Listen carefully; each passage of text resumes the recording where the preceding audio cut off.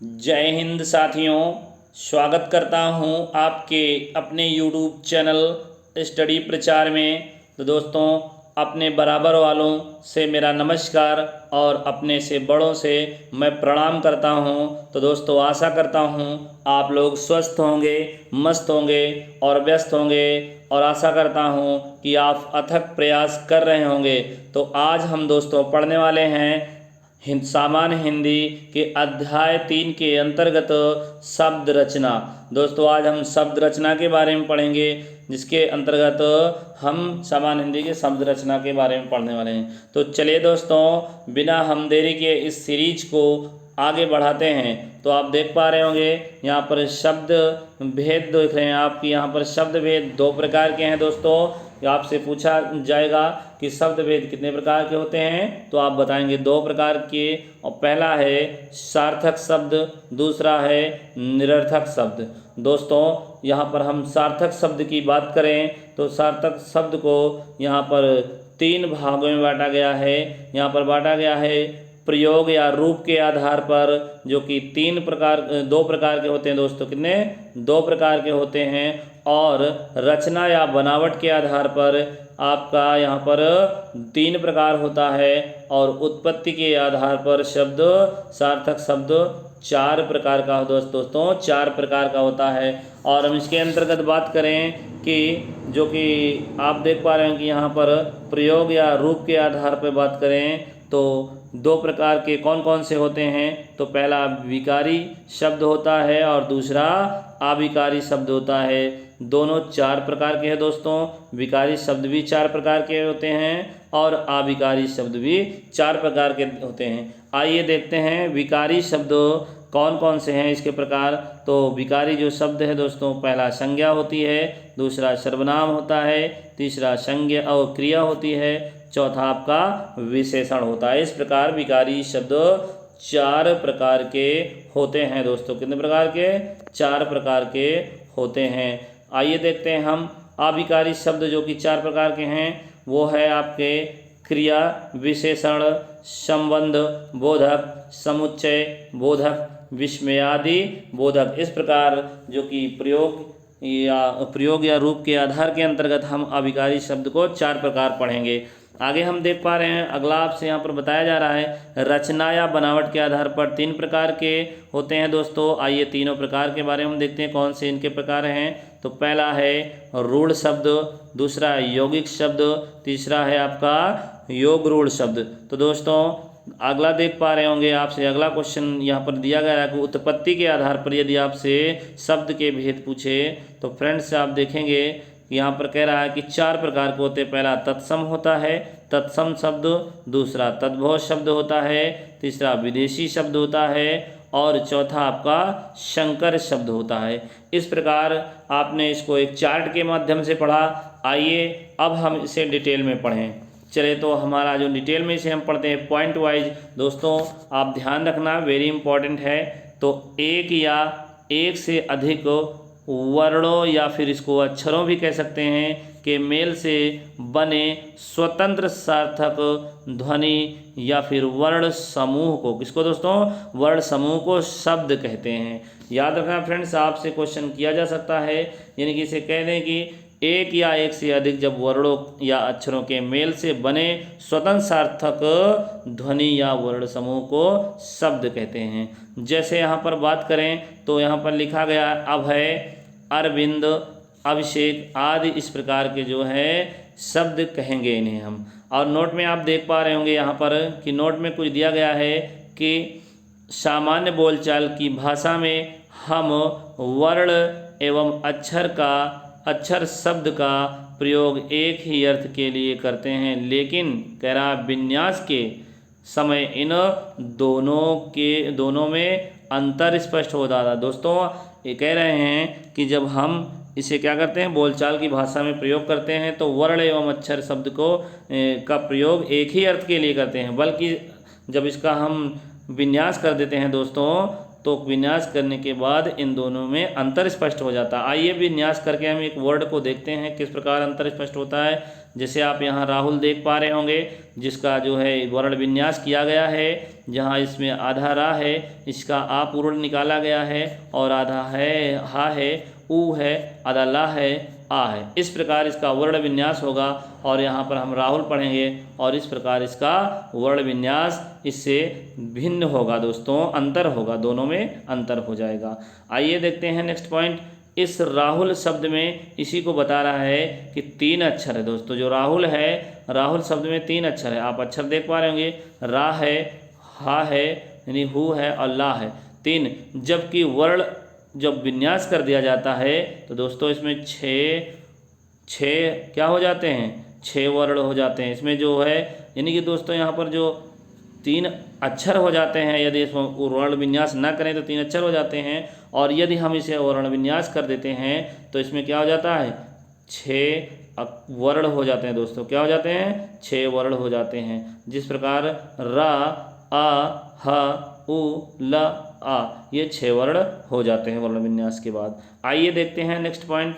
यहाँ पर आपसे वर्ण कह रहा है, वर्ण किसे कहते हैं, आइए देखते हैं। तो ध्वनियों के लिखित रूप या उस मूल ध्वनि को वर्ण कहा जाता है जिसके खंड ना हो सके, यानी कि दोस्तों जिसके खंड ना हो सके उन्हें वर्ण कहा जाता है। वर्ण बोला जाने वाला छोटे से छोटा टुकड़ा है, यानी कि दोस्तों वर्ण बोला जाने वाला एक छोटे से छोटा टुकड़ा है, जैसे अ, ई, क, ख, ग, ज्ञान, इस प्रकार। और कहीं कहीं पर वर्ण शब्द के लिए ध्वनि शब्द का प्रयोग मिलता है। इन ध्वनियों अर्थात वर्णों को लिखने के लिए जिन लिपि चिन्हों का प्रयोग किया जाता है उन्हें लिपि कहते हैं। दोस्तों आपसे पूछा जा सकता है, और हमारी हिंदी की देवनागरी, हिंदी भाषा की लिपि क्या है, तो देवनागरी में ही लिखी जाती है। चलिए नेक्स्ट पॉइंट पे बढ़ते हैं। तो नेक्स्ट पॉइंट आपसे कह रहा है कि अक्षर क्या है दोस्तों। आइए अक्षर के बारे में हम पढ़ते हैं कि अक्षर अर्थात जिसका क्षर ना हो, यानी कि जो समाप्त ना हो दोस्तों, जिसका क्षर ना हो वह अक्षर कहलाता है। और जिस ध्वनि या ध्वनि समूह का उच्चारण एक सांस अर्थात कहने का मतलब एक ही प्रयास में होता है उन्हें अक्षर कहा जाता है। इसकी परिभाषा हो जाएगी दोस्तों, जैसे आप उदाहरण में का, ख, ग, घ, ज्ञ, ये नोट में देख सकते हैं। सभी स्वर ध्वनियाँ वर्ण अक्षर दोनों होते हैं, यानी कि सभी स्वर ध्वनियाँ जो होती हैं वर्ण और अक्षर होते हैं। सामान्यतः शब्द 2 प्रकार के होते हैं। आइए आगे देखते हैं जो 2 प्रकार के होते हैं। तो दोस्तों यहाँ पर आपसे कह रहा है कि सार्थक और निरर्थक, यानी 2 प्रकार के क्या होते हैं। पहला दोस्तों सार्थक होता है और दूसरा निरर्थक होता है। आइए देखते हैं सार्थक क्या है और निरर्थक क्या है। तो सार्थक की बात करें दोस्तों, सार्थक शब्द जिन शब्दों का कुछ ना कुछ अर्थ हो वे सार्थक शब्द कहलाते हैं। तो जैसे देख पा रहे होंगे कि रोटी है और पानी है, ठंडा है आदि, जो इसका हम अर्थ की बात करें तो इसका कोई ना कोई अर्थ है, इसलिए हम इसे सार्थक शब्द कहेंगे। आइए देखते हैं निरर्थक के बारे में पढ़ लेते हैं। निरर्थक शब्द जिन शब्दों का अपना कुछ अर्थ ही नहीं है, यानी कि अर्थ ही नहीं होता, निरर्थक शब्द कहलाते हैं। दोस्तों जिसका कोई अपना अर्थ ना हो वो निरर्थक कहलाता है। जैसे आप देखते हैं कि यहाँ लिखा गया है, जैसे वोटी। दोस्तों वोटी क्या है, वानी क्या है और वंडा क्या है, इस प्रकार इसका कोई अर्थ नहीं निकलता। जहाँ पर आप बोलते हैं कि रोटी वोटी, तो रोटी का दोस्तों अर्थ तो है लेकिन वोटी का नहीं है। और वानी, पानी वानी बोलते हैं तो पानी का तो अर्थ होता है दोस्तों, तो वानी का नहीं होता। इस प्रकार डंडा वंडा बोल सकते हैं तो डंडा का दोस्तों अर्थ होता है बट वंडा का अर्थ नहीं होता। इस प्रकार ये निरर्थक शब्द कहलाएंगे। आइए देखते हैं कुछ नोट में बताया जा रहा है। सार्थक शब्दों के साथ ही निरर्थक शब्दों का प्रयोग होता है, यानी साधारणतः बोलचाल के रूप में किया जाता है। जैसे पानी वानी, ले जाओ, रोटी वोटी, दे दो, डंडा वंडा कहाँ है। यानी दोस्तों अगर हम यहाँ की बात करें तो ये जो इधर का है आपका पार्ट वो एक सार्थक शब्द है, सार्थक शब्द है दोस्तों। अगर हम इसकी बात करते हैं तो यहाँ पर निरर्थक शब्द है, यानी दोस्तों जो सार्थक शब्द के साथ ही निरर्थक शब्द बोलचाल की भाषा में आता है। आइए देखते हैं प्रयोग के आधार पर हम पढ़ेंगे। अब पढ़ेंगे दोस्तों प्रयोग या फिर रूप के आधार पर शब्द के कितने भेद होते हैं। तो चलिए देखते हैं कि प्रयोग या रूप के आधार पर शब्द दो भेद होते हैं। कितने भेद होते हैं? दो भेद होते हैं। पहला होता विकारी शब्द, आप चार्ट के माध्यम से देख चुके हैं, और दूसरा क्या होता है? अविकारी शब्द। आइए हम एक एक के बारे में पढ़ते हैं। विकारी शब्द क्या है? तो दोस्तों जिन शब्दों में लिंग, वचन और कारक के आधार पर उसके रूप में यानी कि उसके रूप में विकार अर्थात परिवर्तन होता रहता है, उसे विकारी शब्द कहते हैं। तो दोस्तों जिन शब्दों में लिंग, वचन, कारक आदि के आधार पर उसके रूप में विकार उत्पन्न होता हो या फिर परिवर्तन बदलाव हो जाता हो, उसे ही हम विकारी शब्द कहेंगे। चलिए विकारी शब्द के भेद देख लेते हैं। यहाँ पर 4 भेद बताए जा रहे हैं, आप चार्ट के माध्यम पर पढ़ चुके हैं। संज्ञा है, सर्वनाम है, क्रिया है, विशेषण है, ये सब क्या है? विकारी शब्द हैं। ये क्या है? विकारी शब्द के भेद हैं मित्रों। चलिए तो हम इसके आगे पढ़ते हैं कि क्योंकि इनके रूप में लिंग, वचन और कारक के आधार पर परिवर्तन किया जा सकता है। आइए देखते हैं अविकारी किसे कहते हैं। तो अविकारी की बात करें दोस्तों, अविकारी शब्द जिन शब्दों में लिंग, वचन और कारक के आधार पर उसके रूप में विकार अर्थात परिवर्तन नहीं होता हो, बदलाव नहीं होता है, उसे विकारी शब्द कहेंगे। तो दोस्तों अविकारी शब्द कहेंगे। उसे क्या कहेंगे हम? उसे अविकारी शब्द कहेंगे। यानी दोस्तों यहाँ पर लगा हुआ है। विकारी का मतलब बदलाव होना, अविकारी मतलब बदलाव ना होना, यानी कि परिवर्तन ना हो, तो उसे हम अविकारी शब्द कहेंगे। आइए इसके भेद की बात हम करते हैं। तो भेद इसके 4 बताए गए हैं और चारों भेद आपके सामने आप देख पा रहे होंगे। तो कह रहा है क्रिया विशेषण और संबंध बोधक और समुच्चय बोधक और अगला है विस्मयादि बोधक। ये चारों अविकारी शब्द होते हैं क्योंकि इनके मूल रूप में लिंग, वचन, कारक के आधार पर दोस्तों परिवर्तन नहीं किया जा सकता। आइए आगे नोट में कुछ देख पा रहे होंगे। यहाँ पर कह रहा है इस प्रकार हम कह सकते हैं कि विकार के आधार पर शब्द 8 प्रकार के होते हैं। कितने प्रकार के दोस्तों? अगर आपसे विकार के आधार पर शब्द पूछ ले, क्या दोस्तों? शब्द, वाक्य नहीं, शब्द पूछ ले विकार के आधार पर, तो 8 प्रकार के होते हैं, जिन्हें 2 भागों में विकारी और अविकारी में बांटकर उसे हम पढ़ते हैं दोस्तों। आइए तो आगे हम देखते हैं। तो यहाँ पर आपसे कह रहा व्युत्पत्ति, रचना, बनावट के आधार पर शब्द के भेद। यानी आपसे दोस्तों कुछ भी पूछ सकता है, आपसे यह कह सकता है कि व्युत्पत्ति के आधार पर शब्द के भेद बताइए, या फिर रचना के आधार पर शब्द के भेद बताइए, या फिर बनावट के आधार पर। किसी प्रकार से आपसे क्वेश्चन को ये पूछ सकता है पेपर में। तो चलिए देखते हैं। आपका बताया जा रहा है, यहाँ पर कह रहा है कि व्युत्पत्ति, रचना, बनावट के आधार पर शब्द के 3 भेद होते हैं मित्रों, आपके सामने हैं। पहला है रूढ़ शब्द, और दूसरा है यौगिक शब्द, तीसरा है योग रूढ़ शब्द। आइए हम डिटेल में एक एक को पढ़ते हैं।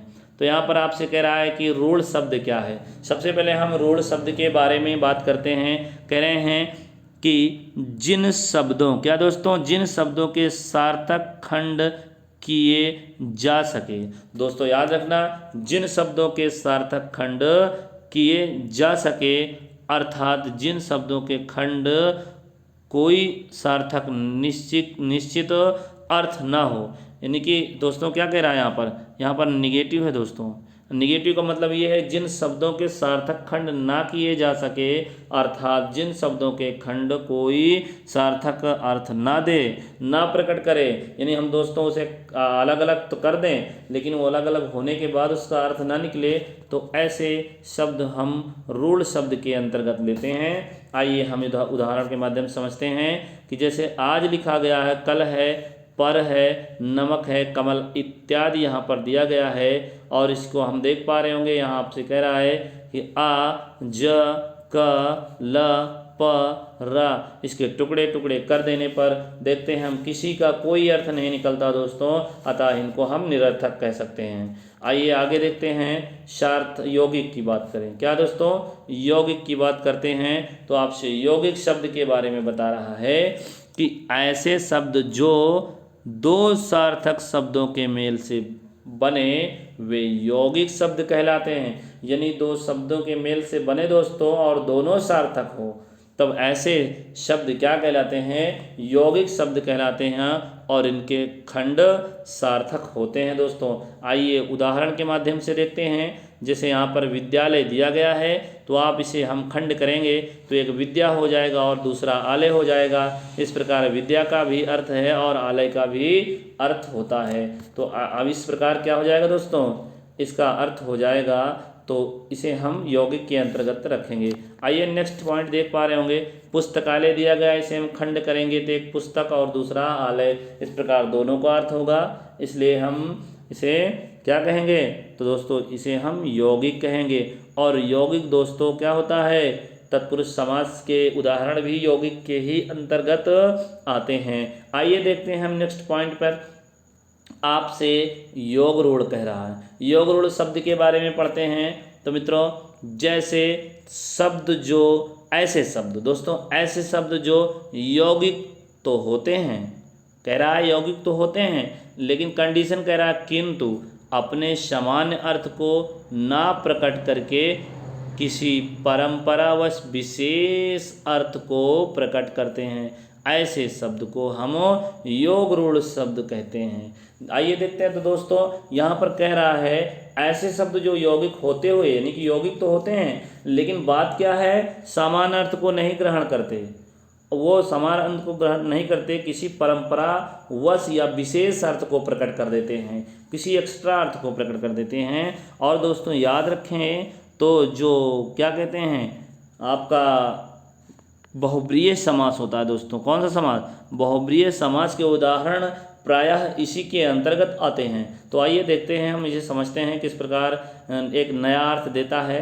तो दोस्तों जैसे यहाँ पर दिया गया है पंकज है, दोस्तों एक पंकज है, पंकज का अगर हम इसको अलग अलग करते हैं, खंड करते हैं तो पंख हो जाएगा और जा हो जाएगा। दोस्तों दोनों अलग करने पर देखते हैं, पंख का अर्थ कीचड़ होता है, जा का अर्थ उससे उत्पन्न होने वाला, अर्थात अब इसका पंख का अर्थ क्या है, कीचड़, और जा का अर्थ जन्मा यानी कि उत्पन्न, अर्थात कीचड़ में जन्म लेने वाला। दोस्तों हम कह सकते हैं कीचड़ में जन्म लेने वाला इसका अर्थ बनेगा, लेकिन दोस्तों ये इसका अर्थ नहीं बनता, ये कमल बन जाता है, बस इसीलिए ये योग रूढ़ शब्द कहलाएगा। आइए नेक्स्ट पॉइंट पे ध्यान देते हैं। यहाँ पर दशानन दिया गया है, कह रहा है 10 मतलब दोस्तों 10 ही होता है, आनन मतलब सिर होता है दोस्तों, यानी कि बात करें तो रावण क्या हो जाएगा, रावण हो जाएगा। अन्य उदाहरण जलज है और अन्य उदाहरण लंबोदर है, क्या है दोस्तों, लंबोदर है यहाँ पर, और चक्रपाणी है, मुरलीधर है, और इसके एक विशेष अर्थ निकलेंगे। इस प्रकार बहुब्रीय के समास के जो उदाहरण होते हैं योग रूढ़ शब्द के अंतर्गत आते हैं। तो चलिए दोस्तों अगले पॉइंट की तरफ हम बढ़ते हैं। आपसे अब अगला पॉइंट कह रहा है कि उत्पत्ति या स्रोत के आधार पर हम पढ़ेंगे शब्द के भेद। आइए देखते हैं उत्पत्ति या फिर स्रोत के आधार पर शब्द के कितने भेद होते हैं। तो मित्रों 4 भेद होते हैं उत्पत्ति या स्रोत के आधार पर। आइए चारों भेदों के नाम जानते हैं। पहला है तत्सम शब्द, और दूसरा है तत्भव शब्द, तीसरा है देशज शब्द, चौथा आपका विदेशज शब्द या इसे हम विदेशी शब्द भी कहते हैं। आइए एक एक के बारे में हम डिटेल में पढ़ते हैं। तो तत्सम शब्द क्या है दोस्तों, तत्सम शब्द की बात करें तो तत् धन सम, तत्सम शब्द का अर्थ की बात करें तो तत् का मतलब होता है दोस्तों क्या, उसके, और सम का अर्थ होता है समान, यानी कि उसके समान, अर्थात बात करें तो संस्कृत के समान। यानी दोस्तों तत्सम वो शब्द होते हैं जो संस्कृत के समान होते हैं, उन्हें हम तत्सम शब्द कहते हैं।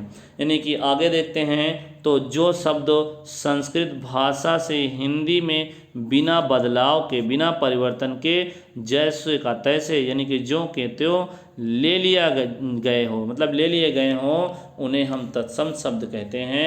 यानी कि संस्कृत से डायरेक्टली वो शब्द ले लिए गए हों और ज़्यादा बदलाव उसमें ना किया गया हो, तो ऐसे शब्द तत्सम कहलाते हैं। जैसे आम्र है दोस्तों, डायरेक्ट संस्कृत से लिया गया है। हरिद्रा डायरेक्ट संस्कृत से है और गोमल संस्कृत से है, यानी गोमय, सूच जो कि संस्कृत जैसे शब्द हैं। इस प्रकार जो शब्द होंगे वो क्या होंगे, वो तत्सम के अंतर्गत आएंगे। चलिए अगले पॉइंट की तरफ बढ़ते हैं। तो आपसे तद्भव की बात कर रहा है, आइए तद्भव के बारे में हम पढ़ते हैं। तो तद्भव की बात करें तो तद्भव कह रहा है तत् और भव, इसकी हम विच्छेद करें दोस्तों इसका, तो तत् और भव होगा। तत् का मतलब उससे, भव का मतलब क्या हो दोस्तों, भव मतलब होना, और दोनों इसका अर्थ बन जाएगा। तद्भव शब्द का अर्थ उससे होना, अर्थात संस्कृत से उत्पन्न होना। यानी कि अभी तक हमने पढ़ा कि संस्कृत के जैसे के तैसे हों तो उसे तत्सम कहते हैं। अब उससे उत्पन्न होना हम क्या कहेंगे, उसे हम कहेंगे तद्भव शब्द। आइए देखते हैं, इसे हम आगे पढ़ते हैं तो आपको समझ में आ जाएगा कि जो शब्द संस्कृत और प्राकृत से विकृत होकर, यानी दोस्तों परिवर्तित होकर हिंदी में आए हैं, किस में आए हैं, हिंदी में आए हैं, वे तद्भव शब्द कहलाते हैं। अर्थात बात करें तो जो शब्द रूप परिवर्तन के बाद संस्कृत से हिंदी में आए हैं वे सभी तद्भव शब्द कहलाएंगे। दोस्तों कहने का मतलब ये है कि जो शब्द संस्कृत से आए हों और उसको बदलाव रूप से यहाँ पर प्रयोग किया गया हो उसे हम तद्भव कहेंगे। आइए हम उदाहरण के माध्यम से इसे और अच्छे से समझ पाएंगे। कह रहा है जैसे आम लिया गया है, यानी दोस्तों हम संस्कृत के जैसे इसे लेते तो आम्र कहते, लेकिन ये आम लिया गया है। और हल्दी हम इसे हरिद्रा कहते थे वहाँ पर तत्सम में, और इसमें हम संस्कृत के जैसे नहीं है, थोड़ा बदलाव करके पढ़ रहे हैं। जिस प्रकार हम गोबर पढ़ रहे हैं और सुई पढ़ रहे हैं और उसमें पढ़ेंगे तो इसे सूचिका कहेंगे, इस प्रकार संस्कृत ना रहकर उसके बदलाव के रूप में हम इसे यूज करेंगे तो यह आपका तद्भव कहलाएगा। आइए नोट में थोड़ा हम देख लेते हैं। तत्सम तद्भव शब्दों में पर विस्तार से चर्चा तत्सम तद्भव के अंतर्गत आगे किया जाएगा, यानी दोस्तों आगे हम इसके बारे में पढ़ेंगे। आइए देखते हैं देशज शब्द क्या है। तीसरा नंबर क्या है दोस्तों, देशज शब्द। दोस्तों देशज का बात करें तो देश धन जा, देश का मतलब देश होता है दोस्तों, जा मतलब उत्पन्न, यानी कि देश में जन्म लेने वाली भाषा। कहाँ पर दोस्तों, देश में जन्म लेने वाली भाषा।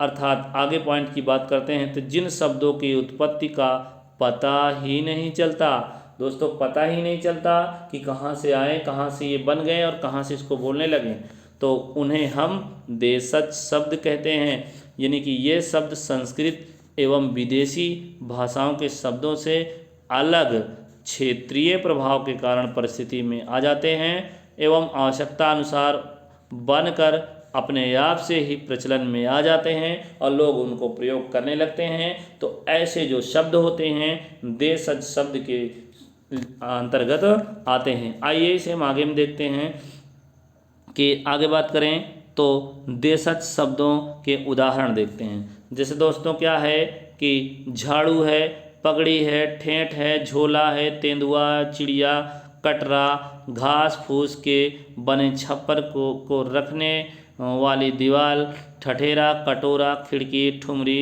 जूता, कलाई, खिचड़ी, डिबिया, डोंग, पेड़, डाब, छोरा, खरोटा, खचाखच, थोथा, फुनगी। और दोस्तों आगे देख पा रहे होंगे तो आगे यहाँ पर दिया गया है खखरा, आंटा, क्या दोस्तों, अंटा, लोटा, चषक, लथपथ, पेट, किलकित, धड़ाम आदि जो शब्द हैं दोस्तों ये हम लोग यूज करते हैं और इनका पता नहीं चलता कहाँ से ये आए हैं, इस प्रकार इन्हें हम देशज शब्द कहेंगे। आइए देखते हैं विदेशी शब्द के बारे में देखते हैं। तो दोस्तों विदेशी शब्द क्या होते हैं, कुछ ऐसे शब्द कैसे शब्द दोस्तों? जो विदेशी भाषाओं से हिंदी भाषा में आ गए हैं, यानी कि दोस्तों जो विदेशी शब्द में यूज किए जाते थे, विदेशी शब्द, वो डायरेक्टली हमारे हिंदी में प्रवेश कर गए हैं। ऐसे शब्दों को हम विदेशी शब्द या विदेशज शब्द कहते हैं। मित्रों, आइए हम इसके बारे में आगे पॉइंट देखते हैं कि विदेशी भाषा के अंतर्गत हमें अंग्रेजी, फारसी, अरबी, तुर्की, पुर्तगाली, फ्रांसीसी, डच, रूसी आदि भाषाओं का अध्ययन करना है। उसके बारे में है, आइए हम देखते हैं, एक एक के बारे में हम पढ़ते हैं। तो आइए दोस्तों देखते हैं अंग्रेजी भाषा के बारे में। अंग्रेजी भाषा के कुछ शब्द हैं। वास्तव में दोस्तों देखी जाए तो अंग्रेजी के जो शब्द हैं नॉर्मली लोग पहचान जाते हैं। तो यहाँ पर अपील है और ऑफिसर है, आइसक्रीम है, इंजीनियर है, doctor, hospital, ticket, station, train, police, captain, lantern और theatre, bottle, rail company, college. आप देखेंगे तो कहीं ना कहीं ये अंग्रेजी भाषा के शब्द हैं, तो ये अंग्रेजी भाषा के शब्द ही कहलाएंगे। आइए देखते हैं नेक्स्ट पॉइंट की बात करें तो यहाँ पर अगला कुछ दिया गया है, पिक्चर, सिनेमा, जो कि अंग्रेजी ही भाषा के हैं। Bank, guard, tie, pant, school, telephone, जज और जज है दोस्तों, रजिस्टर, डिग्री, कोर्ट, डायरी आदि शब्द हैं जो कि अंग्रेजी भाषा के हैं। आइए हम कुछ पढ़ते हैं अरबी भाषा के शब्द। दोस्तों नेक्स्ट जो वीडियो हमारा आएगा, यानी कि इसको हम दोबारा जब कवर करेंगे तो इसे हम एक ट्रिक के माध्यम से तैयार करके बताएंगे, तो दोस्तों ये याद भी हो जाएगा। आइए देखते हैं अरबी भाषा के शब्द। अखबार, आज़ाद, इत्र, कागज़, कानून, किताब, जुलूस, जलसा, तारीफ, तकिया, तमाशा, तकदीर, तबीयत, गरीब, खुफिया, कुरान, तारीख, वकील, मुहावरा, कबीर, मरीज, रिश्वत, तूफ़ान, जिक्र, हैजा, जुर्माना, शराब, कुर्सी, तुर्की, रोज़ा, हिसाब। दोस्तों अमीर, हक, हुक्म, अक्ल, इस्तीफ़ा, अल्लाह, उम्र, एहसान, वारिस, मशहूर, मुसाफिर, मौलवी, मौसम, मुकदमा, कीमत, खबर। क्या दोस्तों? नशा, मदद, दगा, औलाद, औरत, औसत, कब्र, कैदी, गैर, राय, आदमी आदि शब्द हैं दोस्तों जो कि आपके अरबी भाषा के अंतर्गत आते हैं। आइए देखते हैं हम फारसी के कुछ शब्दों को देख लेते हैं। नेक्स्ट वीडियो में जो अगला वीडियो हम इसका डालेंगे वो इसे ट्रिक के माध्यम से तैयार करेंगे। आसमान है दोस्तों, आसमान, अफसोस, आतिशबाजी, अदा, आबरू, अनार, आवाज़, आवारा, आईना, आफत, उम्मीद, कबूतर, कुश्ती, किशमिश, कमरबंद, किनारा, खरगोश, खुश, गिरफ्तार, गवाह, बीमार, सितार, सौदागर, लश्कर, बेरहम, दीवार, गुलाब, गुल, चाबुक, गोला, गरम, चश्मा, चरखा, चूंकि, सेहरा, नामर्द, तनख्वाह, चिराग, मलाई, मुर्गा, दवा, जादू, जिंदगी, जागीर, जिगर, तरकश, जोश, तमाशा, सरकार, सरदार, शोर, हफ्ता, खाल, खामोश, ताज़ा, चादर, पैमाना, मलीदा आदि शब्द हैं जो दोस्तों वो फारसी भाषा के अंतर्गत आते हैं। आप इसका स्क्रीनशॉट ले सकते हैं। चले नेक्स्ट पॉइंट की बात करते हैं तो पुर्तगाली भाषा के शब्द देख लेते हैं। पुर्तगाली भाषा के शब्द हैं आलपिन, आलमारी, तंबाकू, बाल्टी, फीता, कनस्तर, तौलिया, साबुन, चाबी, फीता, कमरा, काजू, बादाम, गोभी, पादरी, परात, पिस्तौल, बुताम, मस्तूल, मेज, लबादा, साया, गमला, इस्पात, स्त्री, अलकतारा, अलकतरा, अनानास, सागू, अचार, आलू, परात, पतलून आदि शब्द है जो कि दोस्तों पुर्तगाली भाषा के अंतर्गत आते हैं। आइए देखते हैं कुछ तुर्की भाषा के शब्द देख लेते हैं। तुर्की भाषा के शब्द में कुर्ता, कैंची, चाकू, तोप, बंदूक, बारूद, बेगम, कुली, चेचक, उर्दू, मुगल, बहादुर, तमगा, कुर्की, लाश, सौगात, चमचा, उजबक, कालीन, तलाश, लफंगा, सुराग, आका, आगा, काबू, दरोगा, बावर्ची आदि शब्द दोस्तों तुर्की भाषा के हैं। आइए देखते हैं नेक्स्ट पॉइंट है फ्रांसीसी, जो कि फ्रेंच भाषा के कुछ शब्द हैं जिन्हें हम बिगुल कहते हैं, कर्फ्यू कहते हैं, कूपन, कारतूस, बेसिन, रेस्तरा, रिपोर्ताज आदि हैं। आइए चीनी के बारे में कुछ चीनी भाषा के शब्द को हम देख लेते हैं। क्या यहाँ पर है दोस्तों? चीनी है, चीनी भाषा के शब्द हैं। चाय है दोस्तों, क्या है? चाय, चीनी, चीकू, लीची, तूफान, ये क्या है? आपका चीनी भाषा के शब्द हैं। चलिए नेक्स्ट जापानी की बात करते हैं। जापानी भाषा का शब्द रिक्शा है, झम्पान है, सायोनारा है। तिब्बती भाषा के शब्द चुंगी है दोस्तों, याद रखना। मलय भाषा के शब्द खोपरा है और डच भाषा के शब्द हैं बम है, तुरूप है, ड्रिल है दोस्तों। क्या है? बम, तुरूप, ड्रिल। आइए देखते हैं स्पेनिश भाषा के शब्द, जिसको हम सिगरेट, वेरी इंपॉर्टेंट दोस्तों, स्पेनिश जो है भाषा का शब्द है सिगरेट। आइए देखते हैं ग्रीक भाषा के शब्द कौन से हैं। ग्रीक, यूनानी है, अकादमी है, ये दोनों क्या हैं? आपके ग्रीक भाषा के शब्द हैं। आइए देखते हैं रूसी भाषा के शब्दों के बारे में हम पढ़ते हैं। तो ये क्वेश्चन जो है दोस्तों देख पा रहे होंगे, रूसी भाषा का शब्द है कि जार है, बोधका है, स्पुतनिक है, स्तूपनिक है। क्या दोस्तों? स्तूपनिक है। सोवियत रूबल, सोवियत है, रूबल है, बुजुर्ग है। इस प्रकार देख पा रहे होंगे रूसी भाषा के शब्द हैं। चलिए तो दोस्तों कुछ हम संकर शब्दों के बारे में चर्चा करते हैं। आखिर संकर शब्द क्या है? तो दोस्तों बात करें तो ऐसे शब्द, कैसे शब्द दोस्तों? ऐसे शब्द जो दो भाषाओं के शब्दों को आपस में मिलाकर बना लिए गए दोस्तों संकर शब्द कहलाते हैं। यानी कि दो भाषाओं के मेल से एक नया शब्द बनता है जो कि संकर शब्द कहलाता है। आइए देखते हैं उदाहरण के माध्यम से। जिस प्रकार दिया गया है, छायादार एक शब्द, नया शब्द है और ये छाया और ये दार से मिलकर बना है। तो दोस्तों बात करें तो छाया संस्कृत का शब्द है और दार फारसी का शब्द है और इनसे मिलकर एक नया शब्द बन जाता है छायादार। यही आपका संकर शब्द कहलाएगा। आइए देखते हैं नेक्स्ट पॉइंट पे बात करते हैं। यहाँ पर दिया गया है रेलगाड़ी मित्रों। क्या? रेलगाड़ी की बात करें तो यहाँ रेल जो दिया गया है, रेल और गाड़ी से मिलाकर एक रेलगाड़ी बनाई गई है, जिसका रेल का मतलब होता है दोस्तों अंग्रेजी शब्द है और गाड़ी हमारी हिंदी शब्द है, और दोनों को जब मिला दिया जाता है तो एक नया शब्द बन जाता है रेलगाड़ी। आपका यही क्या है? ये आपका संकर शब्द है। आइए देखते हैं नेक्स्ट पॉइंट की बात करते हैं। टिकट घर। टिकट में दोस्तों टिकट अंग्रेजी शब्द है और घर हिंदी शब्द है। जब दोनों भाषाओं को मेल करा देते हैं तो एक नया शब्द टिकट घर बन जाता है, इसे ही हम संकर शब्द कहते हैं। आइए नेक्स्ट की बात करते हैं अश्रु गैस। दोस्तों अश्रु गैस की बात करें, अश्रु हिंदी है और गैस अंग्रेजी है। जब दोनों को मिलाते हैं तो एक नया शब्द बनता है अश्रु गैस। इसे ही हम क्या कहेंगे? तो इसे ही हम क्या कहेंगे? आप संकर शब्द कहेंगे। इस प्रकार आप देख पा रहे होंगे उदाहरण दिए गए हैं, जहाँ पर दिया गया है पान दान, जो कि पान हिंदी का है और दान फारसी का है। और देखते हैं सील बंद। सील दोस्तों अंग्रेजी का है और बंद क्या है? फारसी का। दोनों मिलते हैं तो एक नया शब्द बन जाता है। इसे ही हम क्या कहेंगे? इसे हम मित्रों कहेंगे संकर शब्द। आइए देखते हैं नेक्स्ट पॉइंट की तरफ। वर्ष गांठ दिया गया है। वर्ष दोस्तों संस्कृत है और गांठ हिंदी है। जब दोनों मिलेंगे तो एक नया शब्द बनेगा। इस प्रकार यह आपका संकर शब्द है। जांचकर्ता की बात करें, जांच हिंदी है और कर्ता संस्कृत है, दोनों को मिलाएंगे तो जांचकर्ता बनेगा। इस प्रकार संकर शब्द हो जाएगा। नेक्स्ट बात करें अपील करता, तो अपील दोस्तों अंग्रेजी है और कर्ता संस्कृत, दोनों मिलेंगे तो अपील करता बनेगा। इस प्रकार ये है आपका क्या है? ये आपका क्या है दोस्तों? ये है संकर शब्द। उड़ान तस्तरी की बात करें, उड़ान हिंदी है और तस्तरी हिंदी है।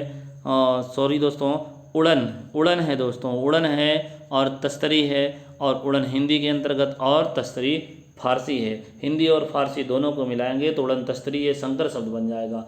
उद्योगपति की बात करें तो उद्योग क्या है दोस्तों, ये संस्कृत है, और पति की बात करें तो ये हिंदी है। दोनों मिलता है उद्योगपति तो बन जाता है एक नया शब्द जिसे हम क्या कहेंगे, संकर शब्द। बस अड्डा, बस दोस्तों क्या अंग्रेजी है, अड्डा क्या है, देसी शब्द है। दोनों को मिलाएंगे तो नया शब्द बनेगा बस अड्डा, यही आपका संकर होगा। आइए देखते हैं अगला है ऑपरेशन कच्छ की बात है। ऑपरेशन अंग्रेजी और कच्छ संस्कृत है, दोनों मिलते हैं तो एक नया शब्द बनता है ऑपरेशन कच्छ, यही आपका संकर शब्द होगा। आइए देखते हैं नेक्स्ट बढ़ेगा। दोस्तों बेढंगा है, इसे हम बेढंगा कह सकते हैं। बेढंगा है, बे जो कि फारसी है और ढंगा जो है देसी है, दोनों को मिलाएंगे तो बेढंगा बन जाएगा। इसे हम क्या कहेंगे, इसे हम कहेंगे संकर शब्द। आइए देखते हैं नेक्स्ट पॉइंट पर सजा प्राप्त। सजा जो है फारसी है और प्राप्त क्या है संस्कृत, दोनों मिलाएंगे सजा प्राप्त हो जाएगा संकर शब्द। बम वर्षा, बम वर्षा, बम क्या है डच भाषा का है, याद रखना बम डच भाषा का है, वर्षा हिंदी का, दोनों मिलाएंगे बम वर्षा हो जाएगा। इस प्रकार यह संकर शब्द हो जाएगा। आइए देखते हैं उपसर्ग। तो मित्रों यह वीडियो काफ़ी लंबा हो जा रहा है, नेक्स्ट पॉइंट में हम नेक्स्ट वीडियो में हम उपसर्ग के बारे में पढ़ेंगे और डिटेल में इसे पढ़ेंगे। तो दोस्तों यदि मेरा वीडियो आपको पसंद आया हो तो लाइक कर दीजिएगा और चैनल को जाते जाते सब्सक्राइब भी कर दीजिएगा, ताकि हमें मोटिवेशन मिले दोस्तों, ताकि हमें और भी हम आप वीडियो आप तक पहुंचाते रहें। तब तक के लिए जय हिंद, जय भारत, वंदे मातरम दोस्तों।